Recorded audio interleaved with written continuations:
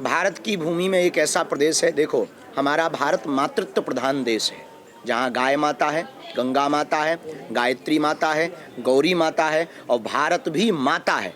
लेकिन इसी देश में एक ऐसा प्रदेश है जिसे मातृत्व दृष्टि से देखा जाता है, उसे कहते हैं छत्तीसगढ़ महतारी।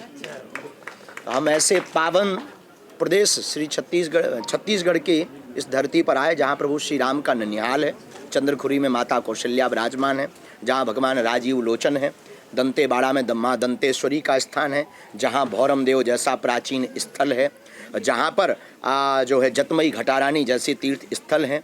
ऐसी पावन धरती पर हम छत्तीसगढ़ में, जहाँ प्रभु श्री राम कण कण में बसते हैं, राम ही जहाँ कण कण हैं, जहाँ सबरी माता भी विराजमान हुई, जहाँ प्रभु श्री राम को बेर खिलाए गए, ऐसी पावन धरती हम छत्तीसगढ़ की राजधानी रायपुर में श्री गुड़ियारी वाले हनुमान जी के प्रांगण में क्षेत्र में रह करके 5 दिन तक जन्म से जनकपुर की राम कथा सुनाने का सौभाग्य मिला। पूर्व में पिछले साल हम आए थे 2023 में, तब कुछ और हाल था। 2023 बदला, साल बदला, अब छत्तीसगढ़ का हाल बदला।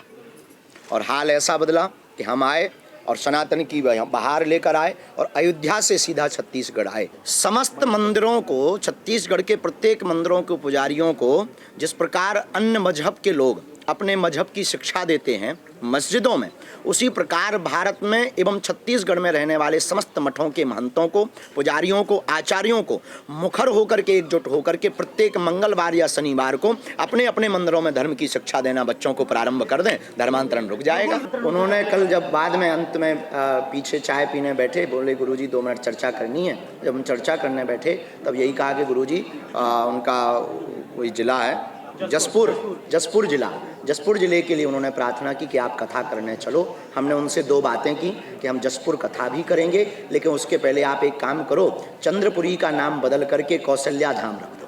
भारत हिंदू राष्ट्र की ओर अग्रसर है, राम राज्य की स्थापना की ओर अग्रसर है। राम राज्य में नव्य और दिव्य और भव्य मंदिर में प्रभु श्री राम के विराजमान का संकेत ही यही कि अब भारत हिंदू राष्ट्र की ओर अग्रसर हो गया। सोई हुई हिंदू कम्युनिटी एवं दिशाहीन यहाँ के लोग और लोलुपता से भरी हुई राज्य सत्ता थी।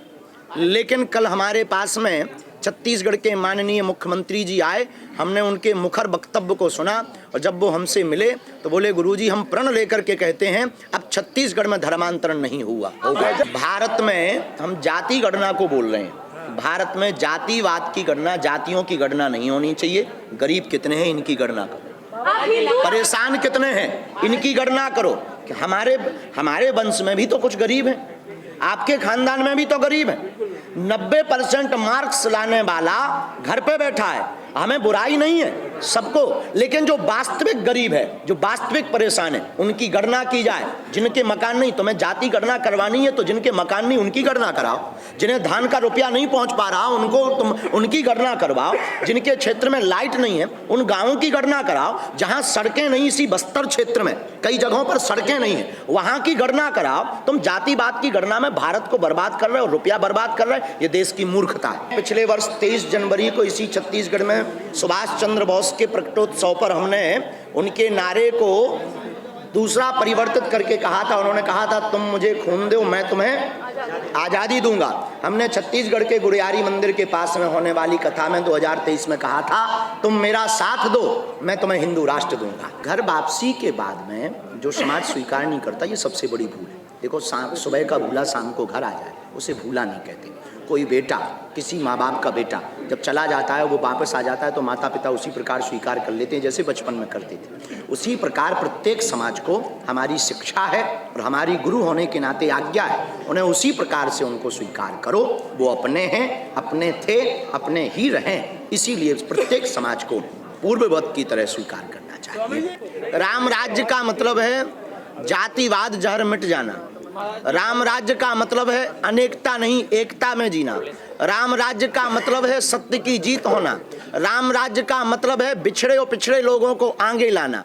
राम राज्य का मतलब है जिनके साथ अत्याचार हो रहा उनके साथ में जय जयकार होना। राम राज्य का मतलब है सभी संगठित होकर के न्याय के साथ जिए। राम राज्य का मतलब है अन्याय करने वालों को या तो जेल में जगह मिले या देश से बाहर जगह मिले। युवाओं को यही संदेश है कि अपने कर्म पथ पर बढ़ो, माता पिता के नाम से तुम्हें जाना जाए तो तुम बेटा कहलाने लायक नहीं हो, तुम्हारे नाम से माता पिता को जाना जाए, वही सच्चा और अच्छा बेटा है। लेकिन माता पिता और गुरु को मानते हुए कर्म पथ पर बढ़ो, धीर तुम बड़े चलो, वीर तुम बड़े चलो। स्कूली पद्धति में जब तक गीता और रामायण का पाठ्यक्रम प्रारंभ नहीं करेंगे, इस देश में बड़ी विचित्र दशा है। पूर्व के समय में गा से गणेश पढ़ाया जाता था तो लोग कहने लगे सांप्रदायिकता होगी, अब गा से गधा पढ़ा रहे हैं तो बच्चे भी गधे बन रहे हैं।